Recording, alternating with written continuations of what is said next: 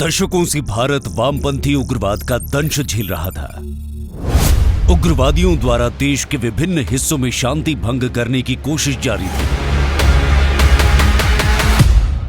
नक्सलवाद के हर फॉर्म को हमने पराजित करना पड़ेगा।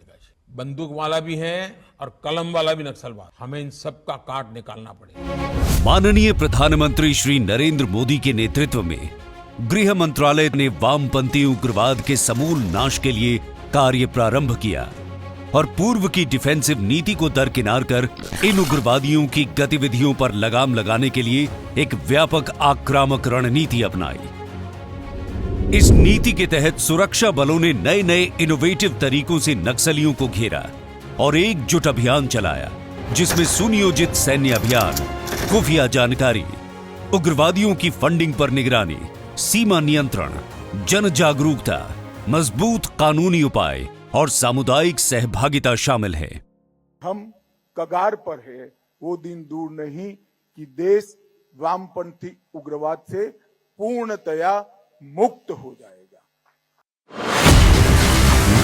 नक्सली उग्रवादियों की फंडिंग पर निगरानी से उनकी सक्रियता को कमजोर करने के लिए विभिन्न स्तरों पर कानून प्रवर्तन एजेंसियां मिलकर एक संयुक्त मोर्चा बनाकर महत्वपूर्ण जानकारियां साझा कर रही हैं। इसके साथ ही नक्सली फंडिंग चैनलों को रोकने के प्रयास में समन्वय के लिए प्रवर्तन एजेंसियों, वित्तीय संस्थानों और अंतर्राष्ट्रीय भागीदारों के साथ मिलकर काम किया जा रहा है। उग्रवादी पैटर्न, विसंगतियों और वित्त पोषण के संभावित स्रोतों की पहचान के लिए एकत्र किए गए डेटा का सावधानी पूर्वक विश्लेषण किया जा रहा है। इस प्रक्रिया का उद्देश्य उग्रवादी वित्तीय नेटवर्क को बाधित करना और वित्त पोषक पर कानूनी कार्रवाई करना है। केंद्र ने प्रभावित राज्यों के सरकारों के साथ समन्वय में सुधार करने के लिए कई सफल पहल की है। इसमें केंद्रीय सशस्त्र पुलिस बटालियन, हेलीकॉप्टर प्रशिक्षण, राज्य पुलिस बलों के आधुनिकीकरण के लिए विभिन्न साधनों की मदद शामिल है, जिससे जनता को सुरक्षित रखने में मदद मिलेगी। SRE योजना के अंतर्गत पिछले 4 वर्षों में वामपंथी उग्रवाद प्रभावित राज्यों को 1285 करोड़ रुपए जारी किए गए और केंद्र सरकार ने पिछले 9 वर्षों में SRE योजना के तहत धन के रिलीज में लगभग 124% की वृद्धि की।